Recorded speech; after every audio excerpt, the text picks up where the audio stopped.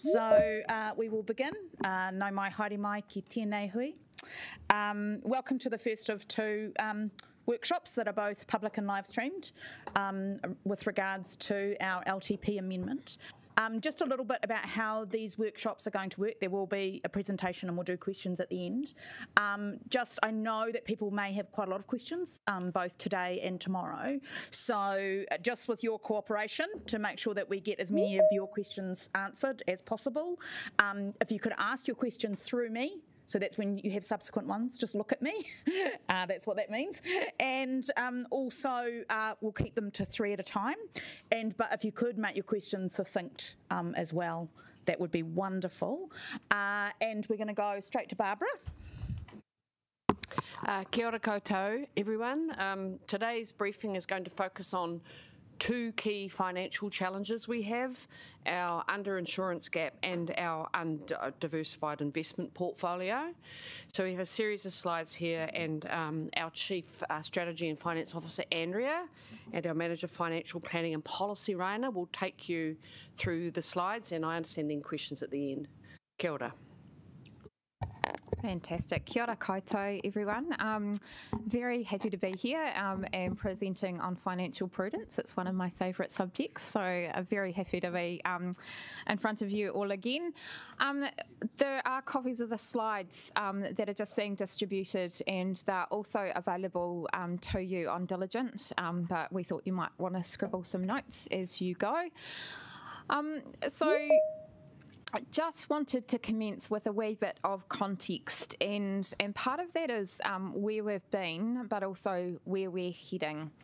And so obviously within the 2024-34 long-term plan that was adopted in June 2024, we needed to develop a long-term plan that was financially sustainable and financially prudent. And as a result of what we delivered in 2024, our auditors had no comments or matters of emphasis in regards to, specifically in regards to financial prudence. Although I'm going to highlight throughout this presentation the emphasis of matter that the auditor did raise in terms of our renewals, because that is a really key component and concept of financial prudence as well. Subsequent to the adoption of the long-term plan, we had Standard & Poor's, it was kind of all in tandem, these things were going on, who came in and they reviewed our financial strategy. They reviewed everything that we undertake within the finance team, particularly around our treasury management in particular. But also how we're actually performing against our budgets and the exposure and risks that we are mitigating. Look, Standard & Poor's did downgrade us by 1 notch, and they reflected that that was in line and consistent with a number of adjustments that they were making across the local government sector. And so the ratings that local authorities have across the sector, particularly in the New Zealand context, are quite high compared with international counterparts. So we were downgraded, and we continue to remain on negative watch. And specifically within that report, they did reflect on the significant capital program that this council had committed to in its 24-34 work program, and that it would be looking at the ability to deliver that quite closely. So they did highlight that in particular. Our 24-34 long-term plan did highlight we have, as an organisation, 2 key financial challenges. And those financial challenges we were looking to address through the sale of our airport shares and the creation of a perpetual investment fund to put those sales proceeds into. And those 2 key financial challenges are our underinsurance gap of approximately $2.6 billion, as well as the fact that we have a very undiversified investment portfolio. So what I mean by that is all our investments are either within the airport itself or they're in ground leases.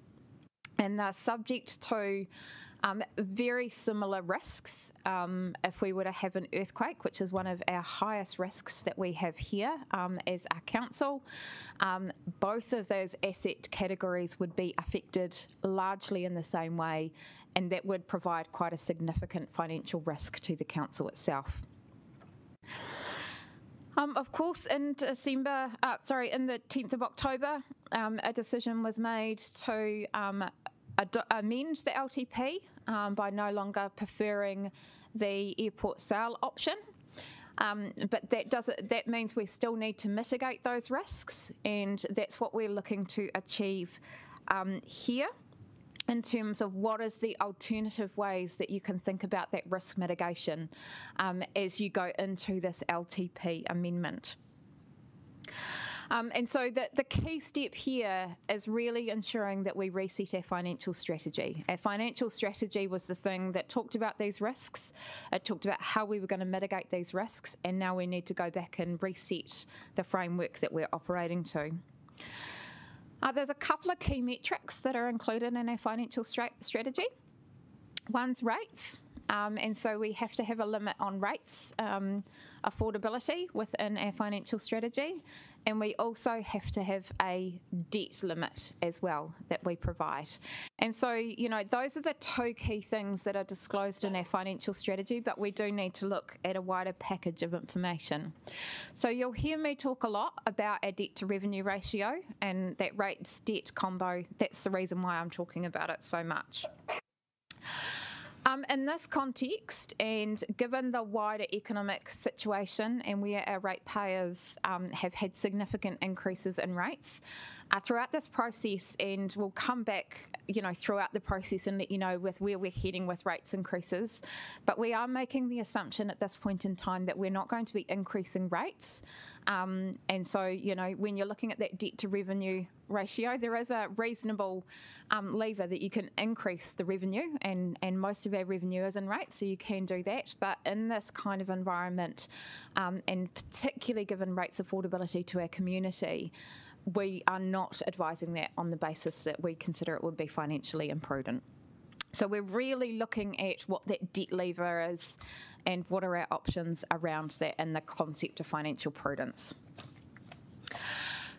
So just a wee reminder of the concept of debt to revenue ratio. What does this graph look at? Well, number one, the black line right along the top reflects a debt to revenue limit of 280%. Now, that is the 280% covenant that is set by the New Zealand Local Government Funding Agency, who we borrow through. They are the organisation that we draw all our borrowings through. That is the most cost-effective way. You know, they give us the best cost of debt across, you know, our borrowings. So we do need to comply with that covenant. The council has set its own self-imposed limit at 225% debt to revenue.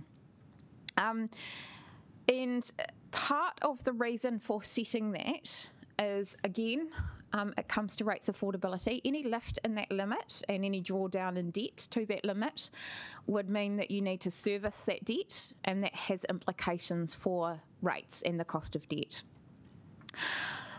The other thing that I would note is that a prudent debt strategy should restrict planned borrowing and to materially less than the covenant limit, so you wouldn't want to go right up to that limit, so that it provides budget flexibility or budget headroom in the event of unexpected or adverse events, and those could be changes in both our financial position or in the economic environment that we're operating in.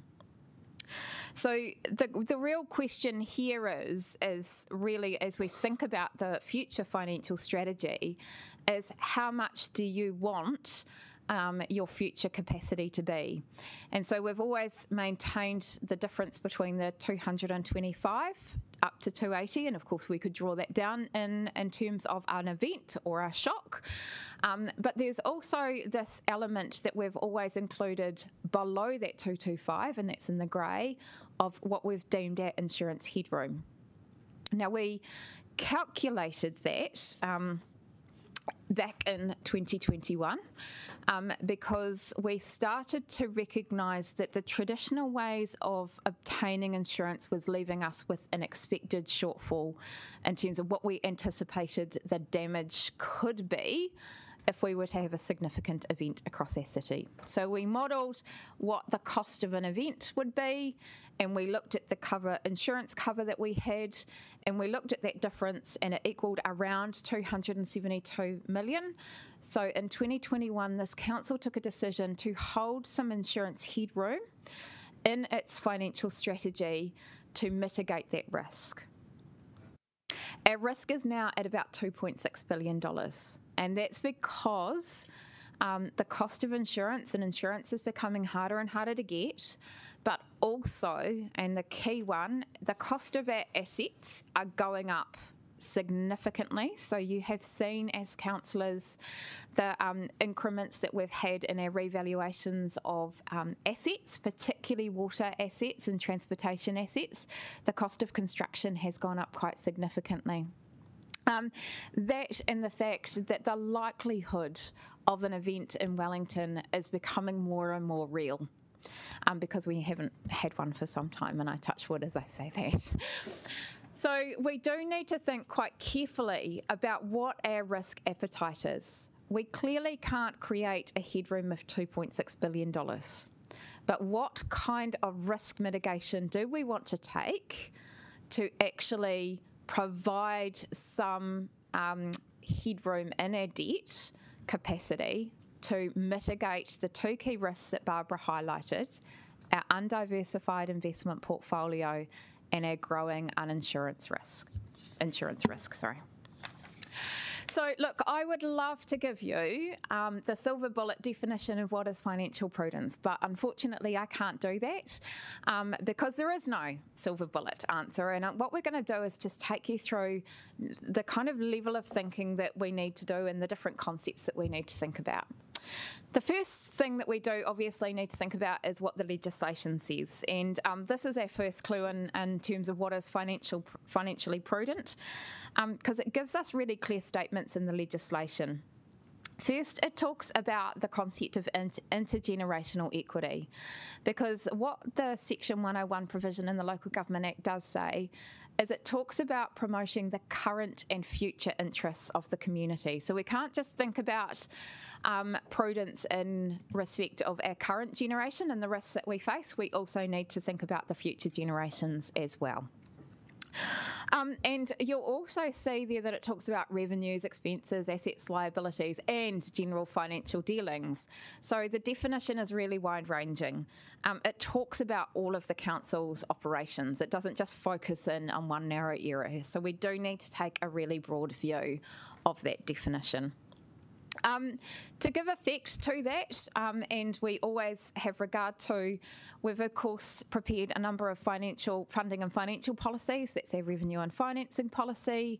Our development contributions policy sits within that. There's a number of policies, our treasury and investment policies, and that provides the certainty about sources of levels of funding and adapts to the funding and financial policies. And then lower down, another concept of prudence is that we have to meet the Section 100 balanced budget test. And that means every year... Hello.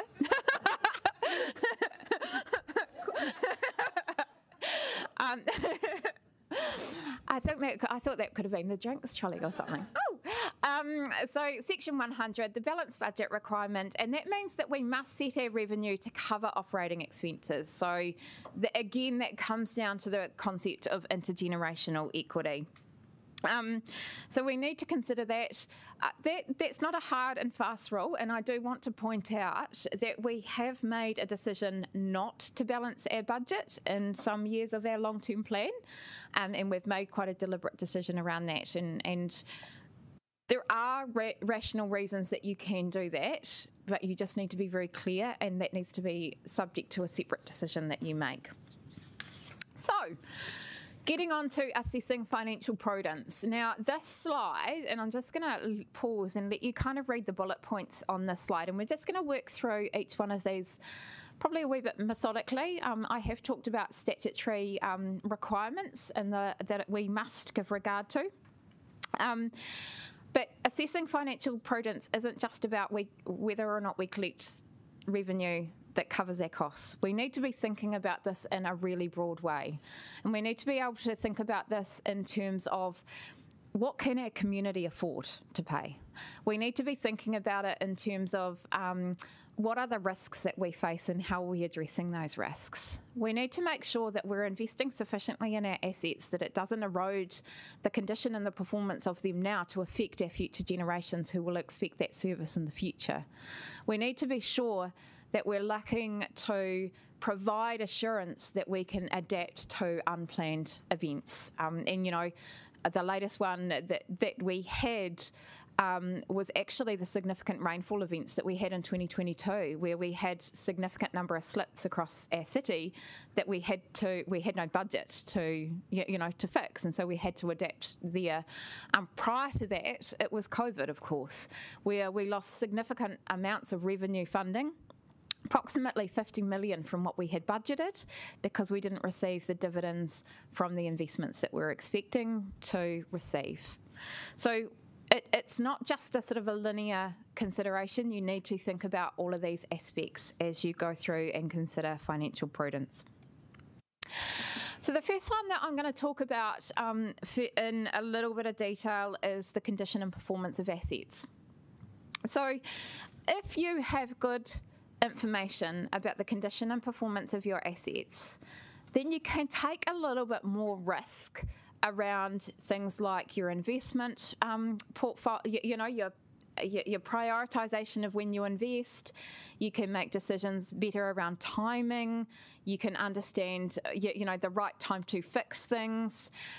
However, as a council, we're not in the position, particularly with our waters information, that we have good condition and performance of our assets. We're getting much better at that, and that is certainly an area where we've leaped ahead in a huge way from 2021. So we have collected a huge amount of information about the condition and performance of our assets, but it's still not good enough to take the kind of risks that I'm talking about and go, oh, well, we'll switch these assets, i.e. we won't renew that asset, we'll try and get more out of the life of that for another decade or so.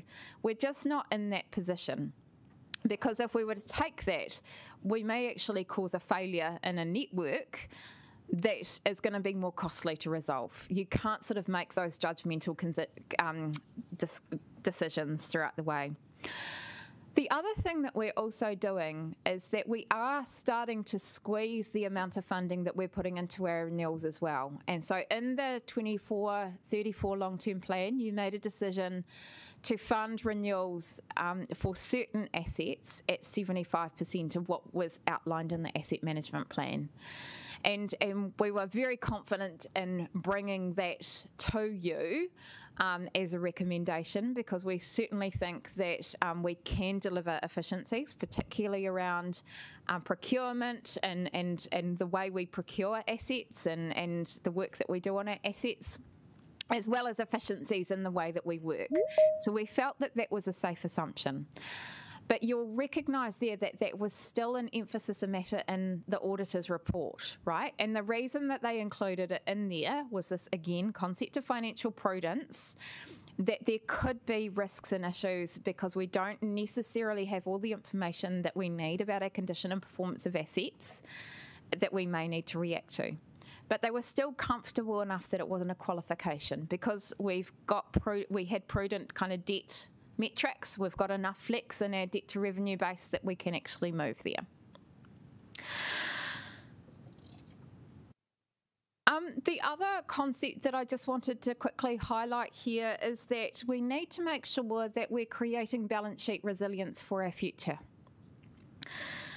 So we also need to make sure that our assets are not being eroded or they're not being deteriorated now for future generations. And I note that that highlighted that before. We need to also be thinking about how we invest for the future as well, and thinking about things like what are the level of service that our assets must deliver in an environment where we have increasing climate events.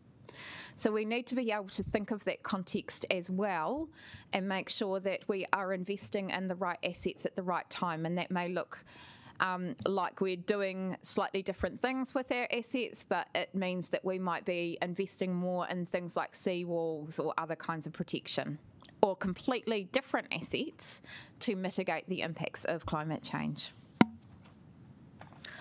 I'm not going to focus too much on this next slide, which is about the balanced budget. That's about setting that 100 test around our operating revenue being sufficient to meet operating expenditure. I noted that we weren't doing that because we're not currently fully funding water depreciation.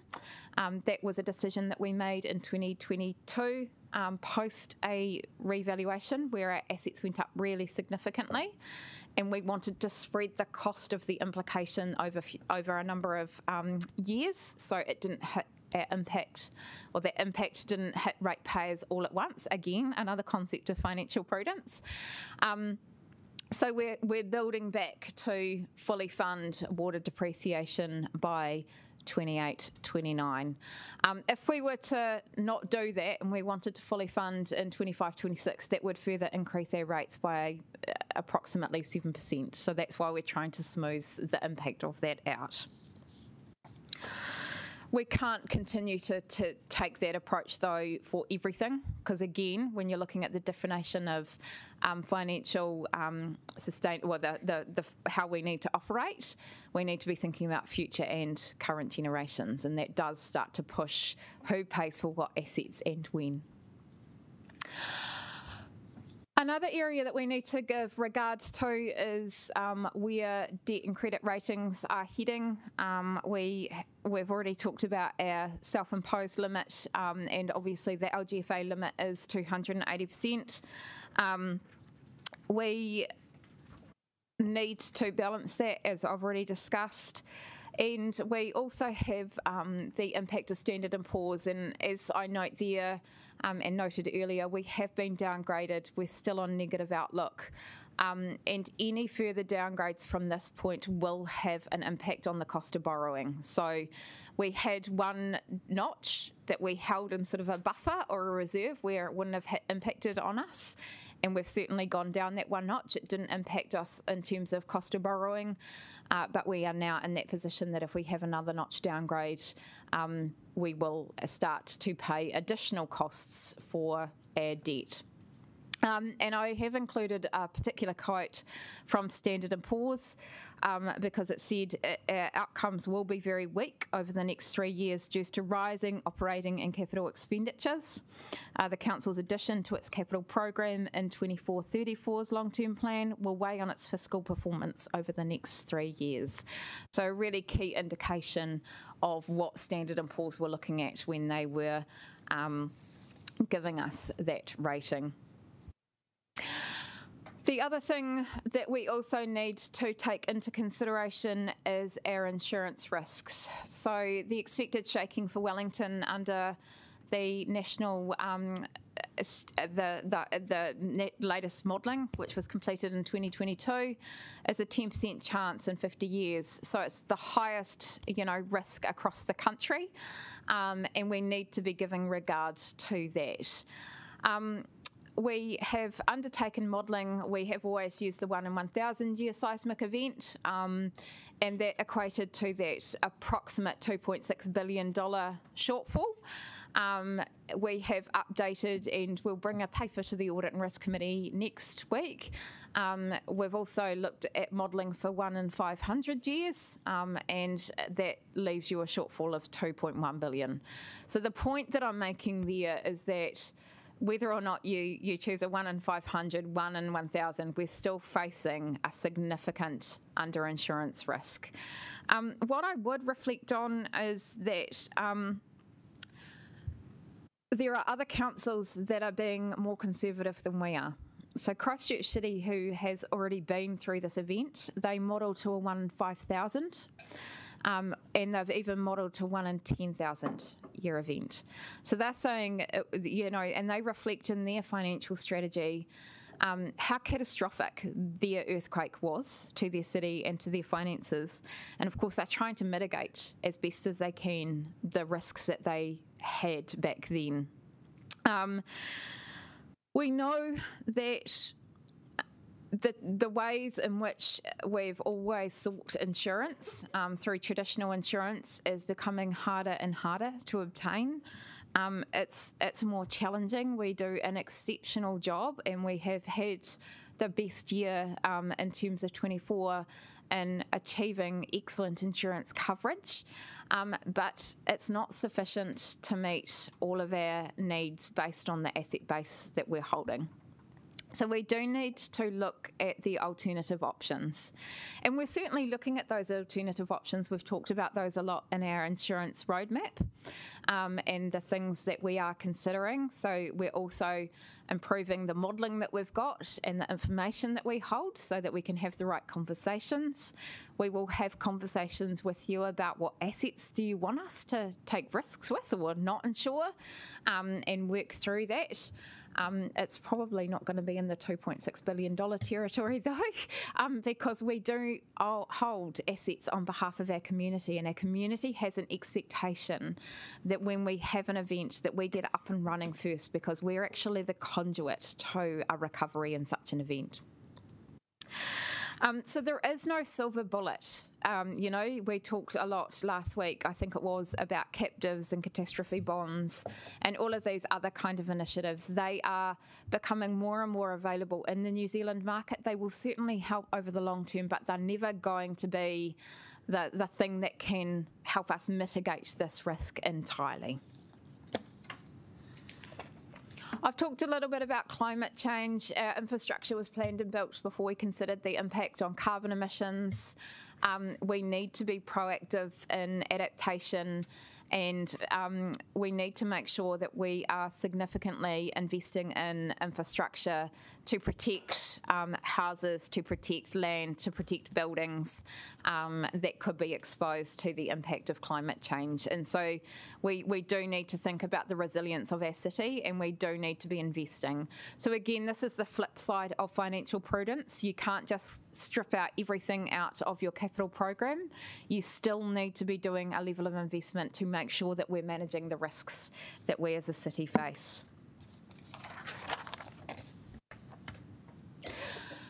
And of course, there's lots of unplanned events, and I talked a little bit about the 2022 rainfall event causing significant slips. I talked about the impact of COVID, and so we just again need to maintain that debt capacity in the case of unplanned events. And I said earlier, a prudent debt strategy should restrict planned borrowing to materially less than the covenant limit to provide budget flexibility or headroom in the event of unexpected adverse changes or to our financial position or to our operating environment. So we need to make sure that we're carefully balancing that. And lastly, I'm going to talk about the concept of rates affordability. We have a very high reliance on revenue from rates. So 57% of our total revenue in 24-25 was from rates. We do, and we are very fortunate in Wellington that on average, our residents pay a lower share of household income on rates compared to our surrounding areas.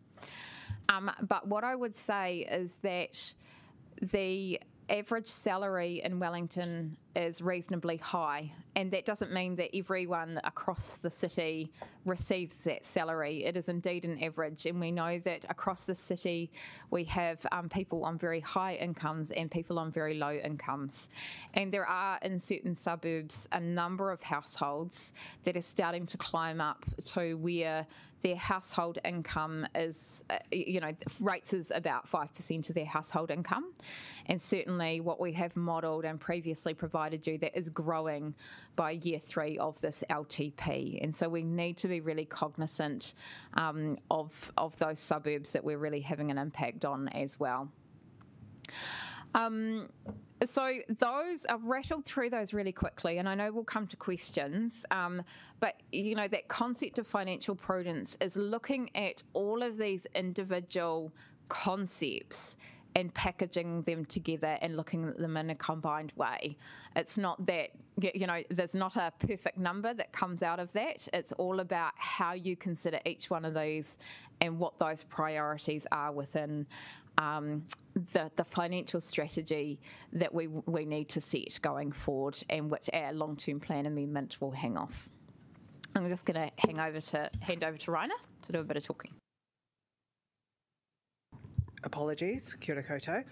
So I wanted to show you what our previous financial strategy looked like in the LTP, and just a reminder that in the previous, or in the 24-34 long-term plan, we decided to keep the 225% debt to revenue limit, and we also agreed to keep the $272 million insurance headroom over the full 10 years of the plan. So this is what that debt to revenue ratio graph looked like, which showed we were essentially above the line up until years 9 and 10. So previously, with the establishment of the PIF, it would have enabled council to reduce that headroom when that PIF had been set up. However, you can make decisions to keep insurance headroom at the same time as reducing that risk as well. So just a reminder, those financial challenges that we need to address around the underinsurance and the undiversified investment portfolio.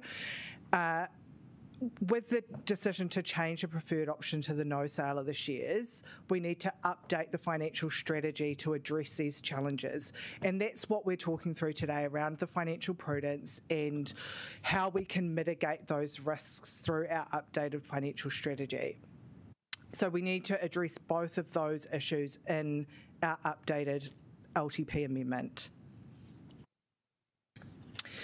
So some of those proposed mitigations is to increase our insurance headroom to manage the underinsurance risk. The insurance roadmap, which is ongoing, and there was a workshop last week that talked around a lot of the options that are proposed throughout the insurance roadmap.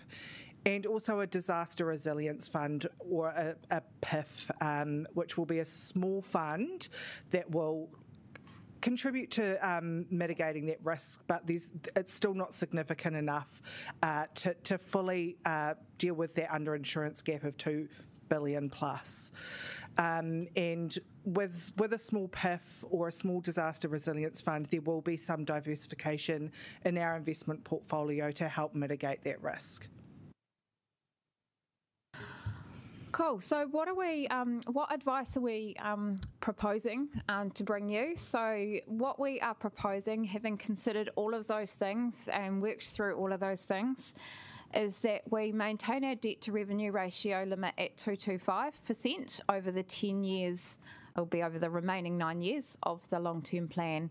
And the reason for that is really to ensure that we're holding true to that rates affordability and keeping, not borrowing excessively and passing on the cost of debt to our ratepayers. But we're also proposing that we increase our insurance headroom from the 272 that we currently hold to $500 million. Now, the 272 million headroom was based on what our actual modelled shortfall was expected to be. That risk has increased by over 14 times. So we need significant change for the mitigation, is required for the mitigation. And simply put, the same mitigation that we had in 21-31 is not available. We can't hold headroom of $2 billion in our debt. The approach that we are taking is similar to other councils. This is a very similar approach to what I mentioned Christchurch City Council has in its financial strategy. And the combined headroom, the insurance headroom, as well as the capacity up to 280%, would give a capacity of around $1 billion to ensure that if we were if we come across an earthquake scenario or something like that, we do have capacity to be able to respond and rebuild many of our assets. We are recommending that we do this over the life of this amendment, and we're saying by years sort of 5 to 6. Why we're saying by years 5 to 6 is basically we need to look at how we phase the current contracted work and the principles that we've been working towards, but also make sure that we're dealing with all those elements, other elements of financial prudence. And so that means that we're sort of needing to look at a $400 to $600 million capital reduction in our program, which has a corresponding impact on debt. I do note that we've also had a bit of a double whammy here with the NLTP, so the National Land Transport Program. So we had a decrease in revenue, and so that requires a further reduction of about $130 million to our program of work. What we've attempted to do on this slide is when we were looking at all the elements of financial prudence, we'd gone through this as part of the LTP proper when we worked through this and said these are, we're ticking off all of these elements of financial prudence with the sale of the airport shares and establishment of the Perpetual Investment Fund, or PIF. We're looking at what we can achieve in terms of the strategy that we're proposing to you today through this LTP amendment.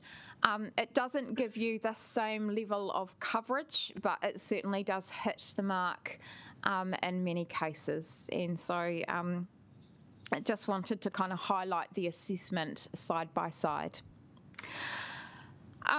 Just lastly, before we wrap up for questions, you did ask us in October to come back on a disaster resilience fund and how we set that up. So we are continuing to do work on that, and that will certainly be brought back to you in December as well. And so that's part of the piece of the puzzle, but the substantive piece of the puzzle is really the capital reduction program.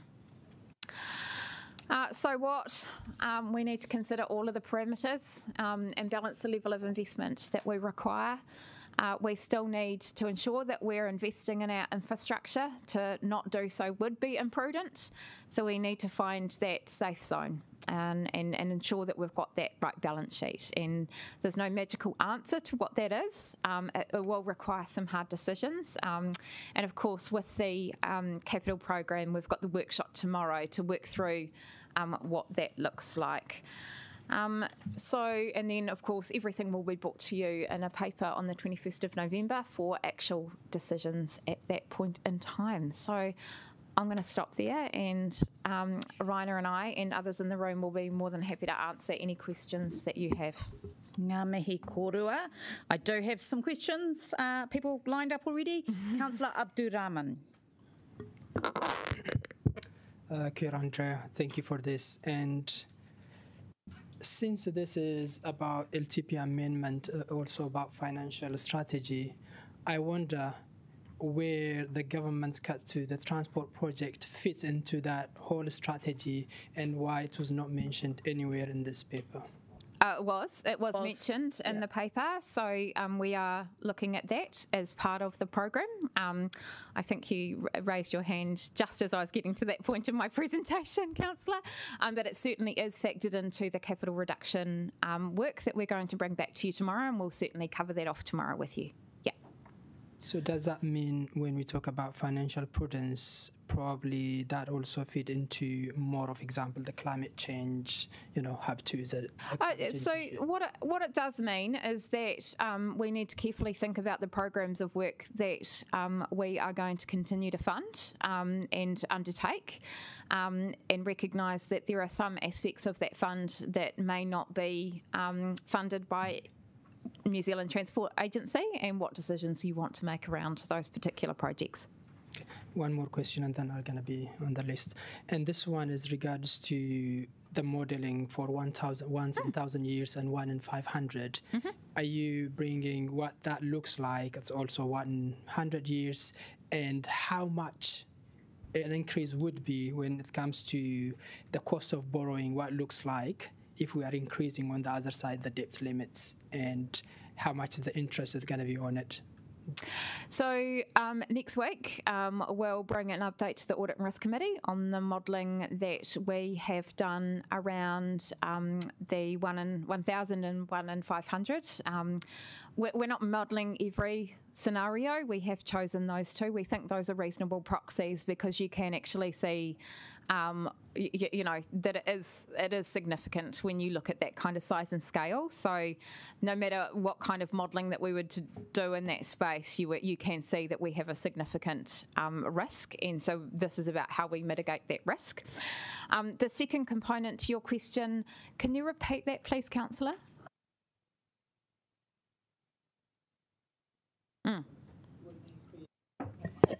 The cost of borrowing will increase if we increase the debt to revenue ratio, and what that increase looks like, and when it comes to interest as well, by how much it will be increasing. So having that figure will be handy. Well, I guess that depends on the decisions that the council makes, because the more you borrow, the more interest you pay, and that's simply all I'm saying. So if you borrow more, you're going to have to pay for that, and we have to pay for the interest. We have to pay for the reduction in that debt, and that payment gets loaded onto our ratepayers. Yep. Councillor Randall. Yes, thank you, Andrea, and thank you to your team for pulling this together. It's a very important conversation.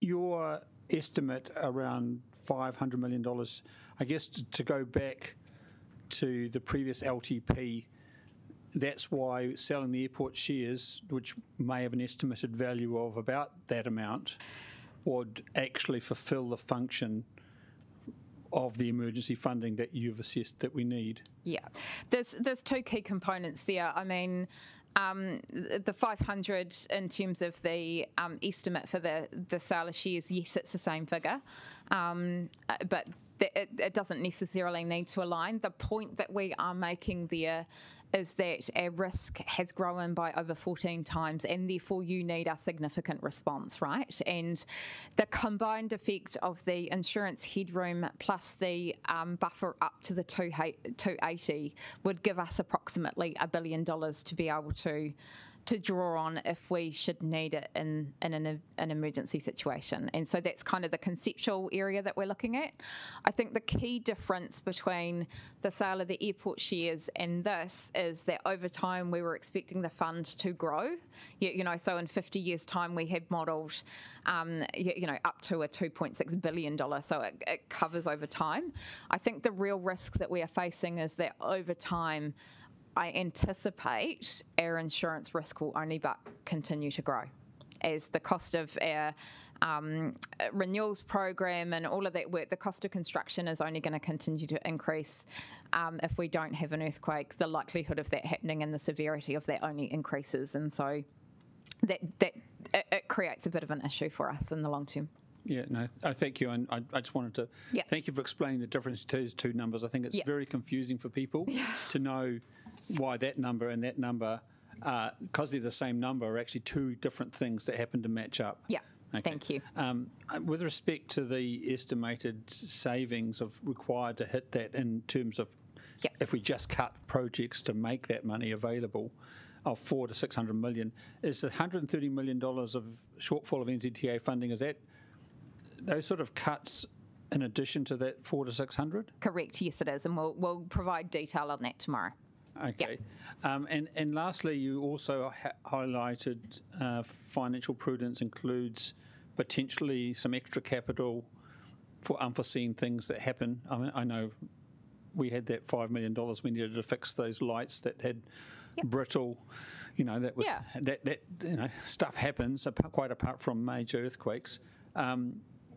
We would need to take that into account as well in terms of our future borrowing expenditure or our future capital expenditure. That's my exact point around the condition and performance of our assets. You know, we only know so much, and we know that with the age of our assets, without knowing the condition and performance of all our assets, we will have some asset failures, and we do need to respond to that. That's the life of infrastructure entity. And so we just need to be prudent with what we hold. So all those things add up to being prudent? Yeah. Okay, thank you. Can I go back on the list, please? You can, but just a wee reminder about the succinctness of the questions. Councillor Free. I'm just interested in how the airport, we said now we've got a different preferred option, but in this LTP we're going to still have the alternatives. Will there be a partial sale option included for us to consider? Oh, look, that decision will come in the new year as we come. Well, as we come and start to have conversations about what are the reasonably practicable options that you want to consult on, and so we need to bring advice on what are the consultation options. I would say now and provisionally, what is reasonably practicable is what can be achieved, and a partial sale, a full sale is still on the table, even though it's not this council's preferred option. We just need to highlight that to the community, that they're still reasonable options that we could take, but we'll make sure it's very clear that that is not the preferred option of this council and the reasons why. That's fair enough.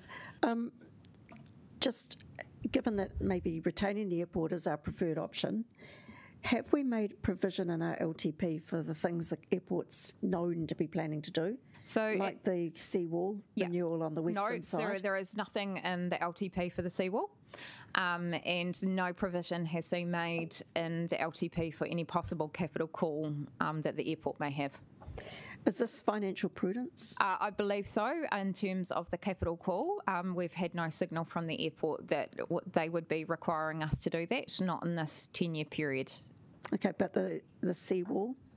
Well, that will be a matter that we'll need to look into further. Yeah. Okay. I think that's 3. I can put you back on the list if you would like. Councillor Pannett. Thank you for the presentation. You talked about redesigning infrastructure for climate change and the protection of houses, which actually I happen to agree with, but that is quite contentious around protecting private property. Is that I think what I'm talking about there is first and foremost protecting our properties, our roads, our infrastructure, those kind of things, and making sure the investment that we do in on our own network ensures that we're taking into consideration the future impacts of a changing climate and making sure it's resilient to that. But equally, we don't know where things will go in the future and what kind of provision that we'd need to make. And redesigning our infrastructure, that's going to take time to do, but climate change is here. So have you thought about the gap there in terms of the costs? Well, I think that our asset management plans do that incredibly well now. So our asset management plans do look at how we're rebuilding or investing in our infrastructure to take that into consideration. Yeah. And just my last one for now, and then I'd like to be put back on the list. With the insurance gap, have you modelled different kinds of climate problems in terms of how often they might happen? Because we keep talking about the 1 in 1,000 earthquake. No, we haven't at this point. Obviously, it would be difficult to do, but are you going to do it? Possibly. It is on our insurance roadmap work plan. Okay, thanks. Okay. Councillor Chung. Thanks very much, Andrea. Much appreciated, as always. I have 3 questions. Regarding the asset management plan, is there any fat that we could actually trim off that? Because I keep getting a lot of feedback about why do we keep resealing these roads when they don't appear to be I would suggest no, because we've already trimmed from the asset management plans. The asset management plans are the plans that look at, how we should invest in our assets. It often does so in isolation of everything else that's going on, and we made that 75% reduction in our renewals specifically to recognise that we weren't over-investing in our asset base. So I think we have done that exercise already, and that's a really important point. These asset management plans are still very valid for this LTP amendment. Mm-hmm. Yeah. Great, thank you. Second is that Standard & Poor's, in their suggestions, they said that they implied that we should actually look at our CAPEX and reduce the CAPEX. Did they actually make any comment about our OPEX?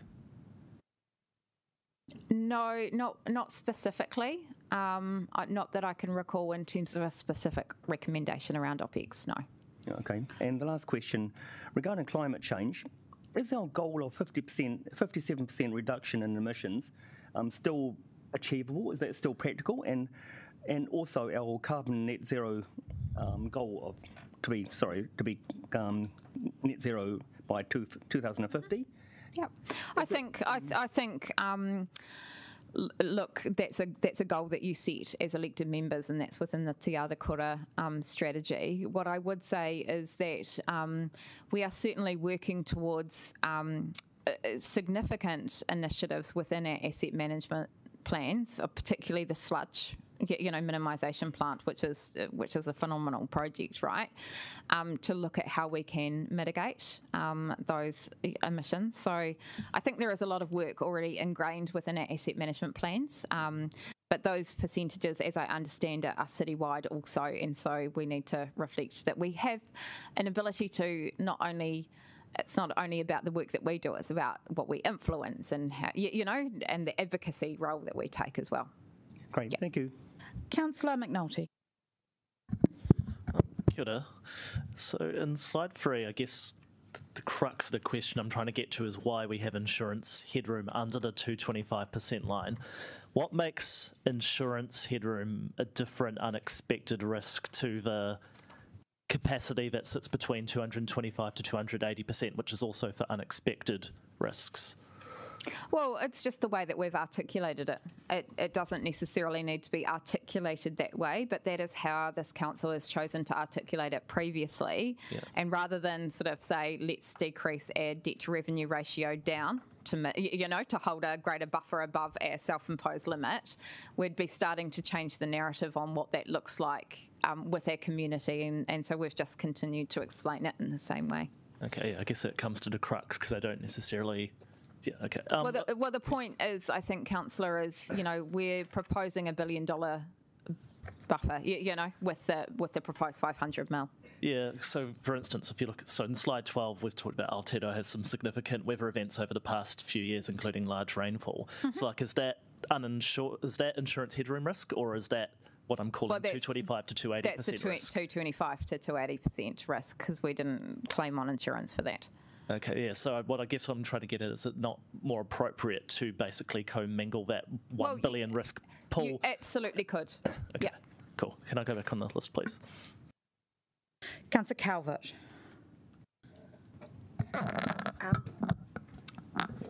It just strikes me with and thank you for the round about the financial prudence, because I think, it is really very clear, a lot clearer about the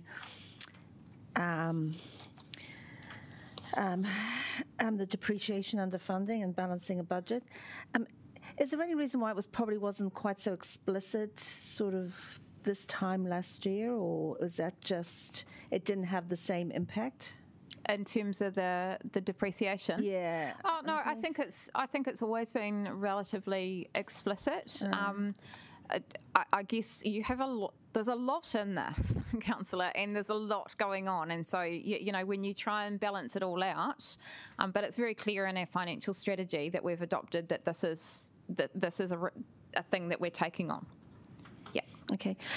So in terms of reducing our CapEx, when we've talked about a figure over a period, have you got any indication over each year for over the next 5 years? Yeah, we'll bring all of that to you tomorrow. Yeah. Okay. Absolutely. And when you say in your slide about the proposed financial strategy, you refer to other councils, are you able to just sort of give us some details of what those other councils are and where they're at? Yeah, look, so the primary one that I looked at in the lead up to this, because they've got the similar conversation about their insurance risks, and that's not to suggest that other councils don't. I think that's a really important point. Many different councils are on different journeys, and some councils may not necessarily have quantified this risk, but as a significant metro, what we were trying to do was look at what other metros are doing as well, and Christchurch City was the one that we could lean on. Auckland City has taken quite a different approach because it is actually setting up a perpetual investment fund in the way that we were proposing to. So that's why we didn't necessarily compare and contrast. So just looking at those three, that's why we kind of landed. But you could read Christchurch City's. It's a good read. Okay, I'll go back on the list, thank you. Councillor O'Neill. Reflecting how sad my life is. Thank you. I was just hoping to dig into the condition and performance of assets a little more. I wondered just if you could talk about the total value of the depreciated assets versus the not depreciated assets. Golly, I may not be able to do that because I may not have the information to hand. But look, in terms of the value of our assets, we value our assets at depreciated replacement cost in our financial statements. And I think the value of those sit around the $10 to $11 billion mark. Of course, there's assets that we won't insure for, like land. That we don't hold insurance of. And so what we do then as part of the modelling is we look at the reasonableness of what could be affected, you know, of that, say, 10 billion or so, what could be impacted by this. And then we make an assessment in terms of what the value is of the of the rebuild costs that we would need to recover. So a really important thing, depreciated replacement cost reflects how much the assets are worth now, and those rebuild costs will obviously be significantly higher because you're not necessarily building back like for like. Yeah. Sure. And then just following on from that, I wondered, you know, the level of insurance on things like sports fields or cycle lanes might not be as critical as the level of insurance on pipes. So I just wondered are those differentials kind of made through our asset management plans? Or? Yeah, not within the asset management plans, but certainly within our insurance approach. And I think what I would say is we don't go out and select the assets necessarily in which we are going to insure. We have a like a policy that would that we could claim against in a case of an event, and it would be up to us to kind of then look at what ones that we're going to rebuild and how we're going to fund that. And so certainly there would be a decision-making process for elected members to go through in terms of what is the priority. There is also a process where we could start to sit down with you and go, actually, do we just want to take the risks on sports fields? And I'm not making that as a call at all. I'm just noting that as an example that you've used. And we only want to ensure, say, vertical infrastructure. You know, just as an example, we can go through all of those kind of things. But again, you know, we are taking risks on behalf of community-owned assets that we need to be quite careful in our judgments on. Yeah.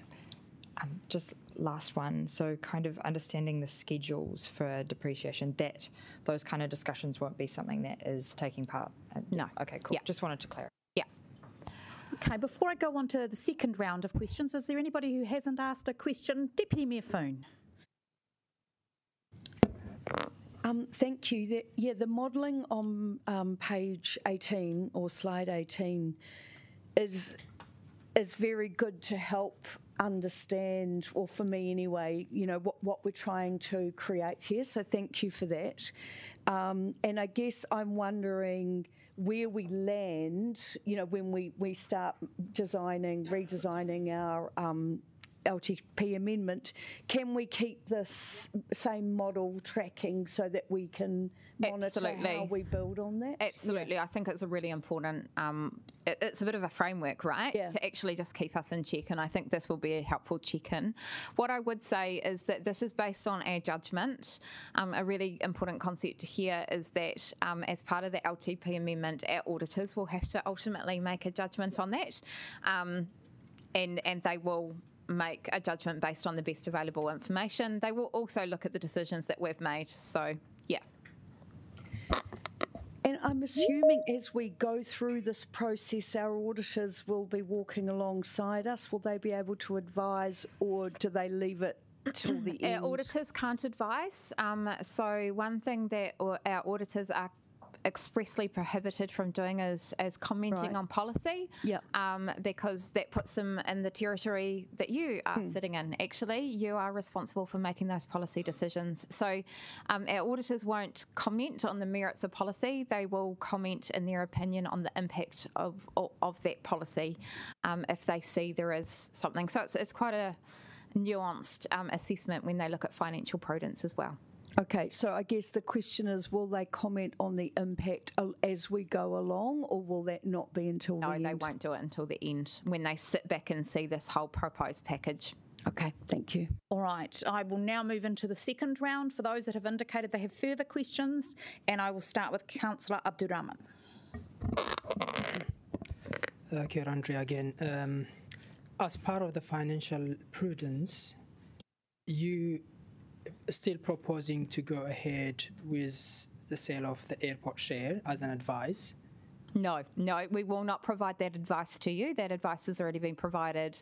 You have said no to that.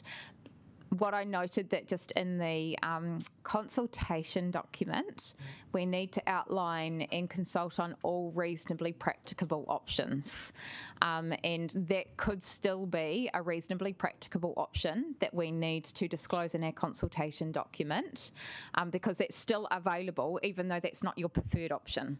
So we will work with you to highlight your preferred option.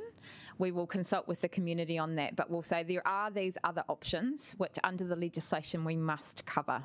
Cool. Yeah. So is that tomorrow's question then? Do you think you will be including some of those big projects we previously made decision on will be back again for consultation? Yes, we will have. We have started. We used the principles that we outlined in the paper a couple of weeks ago. Apologies, I've forgotten which day it was. But we used those principles to highlight, you know, to work through our entire capital expenditure program. So whether or not they'd been decided upon or agreed upon in the previous LTP, we just worked through all of the capital program methodically to bring that back to you, and it will be up to you to work through which projects you want to include or exclude. We're just bringing free and frank advice to you on that.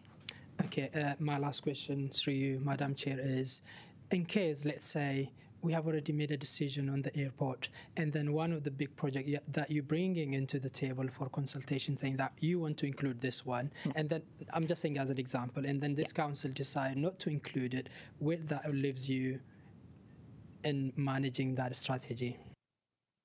So can I just clarify your question, Councillor? I just want to make sure I understand. Yeah, so when you bring for consultation, you're going to bring different options to include as part of it. Yeah. And then if this council says, we don't want this one to be included, when we have already made a decision on some of the project, where that going to leave you? Yeah, we'll provide that advice to you, including the legal implications. And as I said, we still need to work through all of that. So we'll definitely provide you that advice and the implications for it. Yeah. Thank you. Councillor Randall.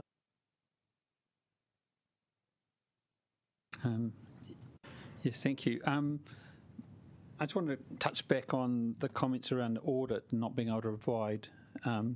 So audit did go through our previous long-term plan, and that long-term plan implicitly had a $500 million diversified fund in addition to the $500 million above the 225. Correct. So that passed audit with, and they didn't say that it was imprudent to have that level of emergency money, essentially. Correct. So that's sort of a baseline, is it? It could be. I think probably the two things that I would point out, if you're taking that line of thinking, is number one, they were anticipating, as we were, that 500 million perpetual investment fund would grow over time. So they would have been factoring that into their consideration, I suspect. I'm crystal ball gazing here. They did also raise an emphasis and matter on our condition and performance, the approach that we're taking with renewals. So I suspect, again, that they would raise that same kind of issue here, that would still stand. So, yeah. And also, just trying to tie this $2.6 billion shortfall with a $1 billion fund, isn't there behind the scenes in a very big earthquake or very big disaster, sort of a 60-40 rule with government funding? Yeah, so that's already factored into the $2.6 billion. So what I mean by that is when we calculate the difference, what we look at is what's the likely impact of of rebuild. So what are we going to need? And that's around $6 billion in a 1 in 1,000 year event. Sorry, I've got to make sure I give you the right information. So it's about, $6 billion, say. We have traditional insurance that we get from predominantly through the London markets of around 800 million. We also know that we will get funding through the likes of EQC for our social housing, and we also factor in that central government 60-40 split role into our mechanisms for insurance. So the difference between traditional insurance amount that we could get from central government anticipated and what we expect to be exposed to is the $2.6 billion. Does that make sense? It makes sense, and also helps explain why behind the scenes it's also very complicated. It is. Last question, in terms of our understanding of the space, because you've given us a heads up, the insurance modelling work that comes to us will give us an even clearer idea about what the bad scenarios will look like and such like. Is that? Possibly we'll continue to work on refining that, but I think we'll bring that paper to you for the Audit and Risk Committee, and you'll be able to work through that, and equally as part of that, kind of highlight where you would like future modelling to go under the insurance roadmap as well. Okay, thank you very much. Councillor Free. Yeah, have we done any thinking about if people are finding the rates really unaffordable and we actually lose ratepayer base? So what I would say to that is that in our quarterly report that we brought to you recently, or to the committee recently, we noted that we had around 600 ratepayers come to us and speak to us about payment plans, and that's up from 200 in previous years. So I think there is a very real indication within that people are finding rates challenging in this kind of environment. That's the only metric that I can give you off the top of my head. There may be others that we can look into as well. Thank you, Councillor. Councillor Pannett. Thank you. Just continuing on from Councillor Chung's question, we're not reaching our climate goals as per the quarterly report. So have you looked at the financial risks of that? No, but what I would say is that's part of the key decisions as to the capital program, you know, in terms of what you choose to invest in and versus what you choose not to invest in, because these will have implications. So the more that you take out of the capital program, if they are key projects that are, you know, instrumental to us working towards those goals, then, you know, you do need to balance that up as part of your financial prudence consideration. Will you do the analysis, though, of the risks? We have done as much as we possibly can do, and we'll provide that to you tomorrow. Okay, great. Yeah. Thank you. And just the last question. Around, I know you've done all this modelling around the 1 in 1,000 and all the rest of it, and we've got $1 billion. But to me, it just seems incredibly undersized that, you know, we know how much big disasters cost. Yeah. And I know there's private insurance and central government will step in. And that includes, even if we did have sold the airport, there would have still been a big gap. Well, yes, there would have been a gap, but the intent was for that to grow over time and actually build up. And based on the parameters that we had modelled, that was a reasonable expectation that we could. At $2 billion, though? Yes, that was the modelling that we provided you in the presentations. We highlighted that we could get over the $2 billion in year 50 of the fund, so we had highlighted that. I think, look, it depends on the nature of the event, right? And this is about not the specificity of the modelling and the scenarios. This is about we've got a significant risk, and how are we looking to mitigate those risks? And if I look at recent papers that the Treasury have provided through the Official Information Act, they highlighted a concern, and we outlined that concern in our 10th of October advice to you, that they felt that we were undercooking the risk based on Canterbury. So, look, we simply do the best job that we can modelling a disaster situation, but you know, there are so many implications of that, and there's so many different scenarios in terms of, you know, the strength of an earthquake, the depth of the earthquake, the type of shaking, where the shaking occurs. It's just, yeah.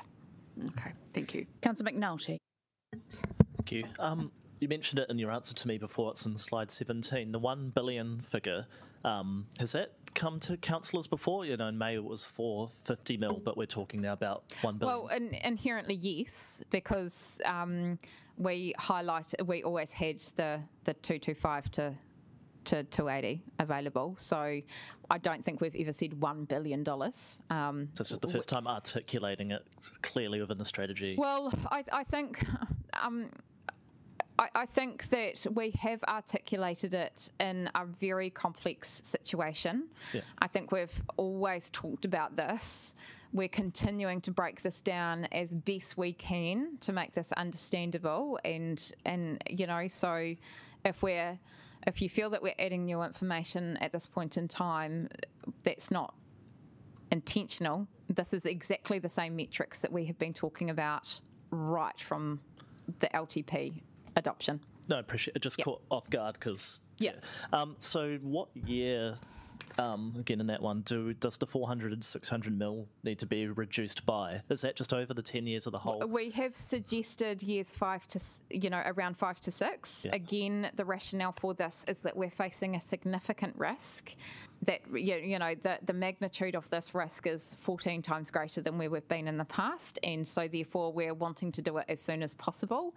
We're trying to provide a solution that does enable you to do it as soon as possible. So that's why we've suggested 5 to 6. And last one. Do we have a book value of the airport yet? We know the regional civil defence strategy has basically getting it up and running as one of the first things. If I take Councillor Brown, just some of your comments from the insurance workshop, it apparently has quite a high standard of insurance to get itself remediated. There's some book value in there. Have we defined what that is yet? So the book value, can I just be clear on what you mean by that? So the book value... Sorry, book value is probably the wrong term. What's the asset value in terms of the balance sheet? So we recognise it at book value, which is about 278 million. That doesn't change significantly over any period of time. So we've always recognised it as at book value. That's our accounting policy. Yeah. We have not, and we ceased all work to value this from a realisable value in terms of what it would be worth if we were to sell it. We have not looked at that. We have not attempted to do that because we were asked to halt all work on this, and we have. I have a follow-up question to that, but I've had my three, so go back on.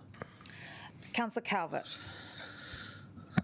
Thank you. Just one of the councils I was quite interested in is actually local, is Greater Wellington Regional Council. So I know they've got some water storage assets, but they've also got a large shareholding in the Centreport, which is in itself, you could say, similar to the airport.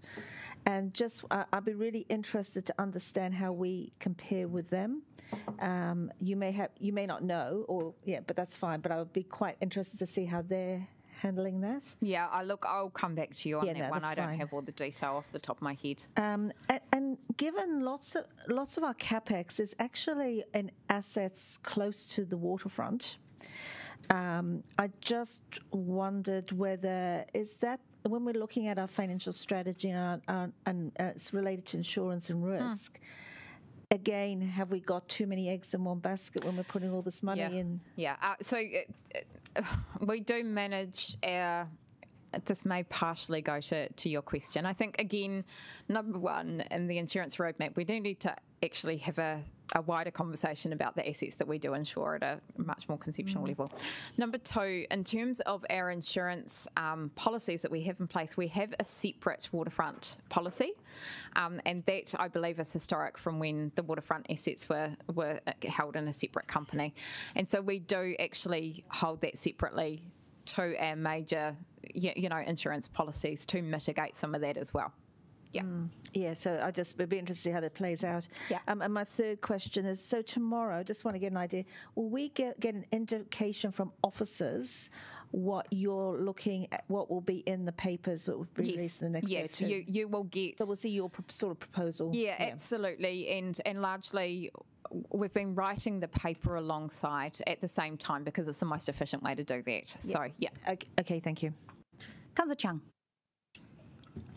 Thanks very much. I just have one question, one query. We were talking a little bit about the effect of COVID, and so during the COVID period, we had reduced revenue coming in. Now, obviously, that was from the airport, but did we also have reduced revenue from our ground leases, and do we have a rental insurance policy?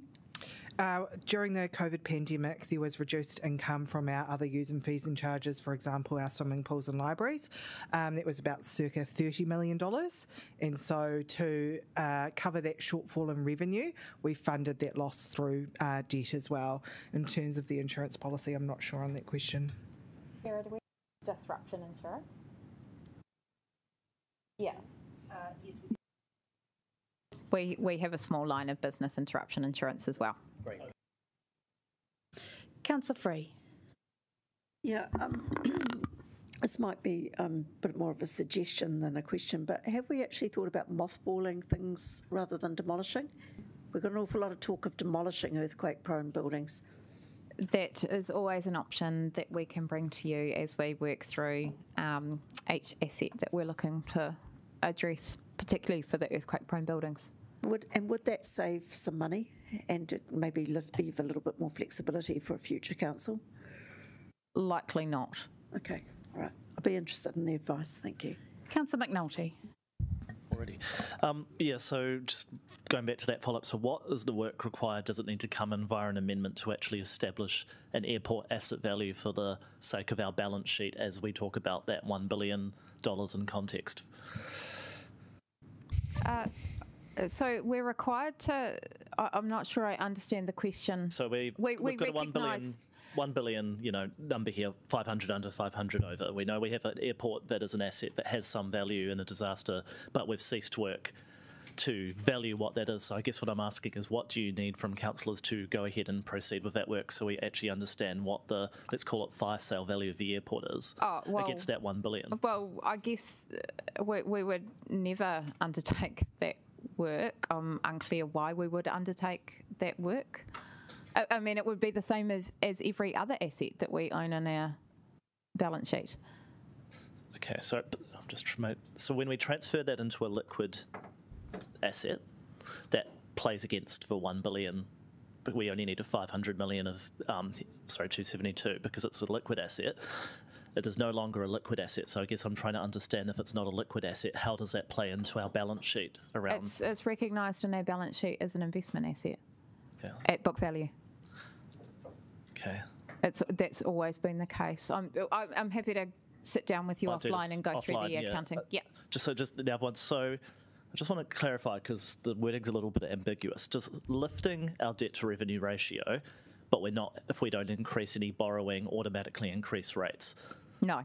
Okay, no, that's fine. And just the last one, the cost of borrowing impact. For instance, Upper Hutt City Council had that downgrade, but I think I saw in the paper that it was actually only 0.1% was the impact on the cost of borrowing. So what's our impact if we go from AA to AA minus? Do we have an idea? I don't have that information to hand. What I would note is that we have significantly higher debt at this point in time than they do. Yeah. And so, again, it would be around the future cost of that debt as opposed to the current debt. Yeah. Do you want to? No. It's 5 basis points on every extra dollar that we borrow for each notch down that we take if you're borrowing through the LGFA. Okay, no, thank you. I do not have any further questions on the list. Has anybody got any burning ones? It appears not. Thank you so much, team, for answering all of those. We'll see you tomorrow morning. Thank you.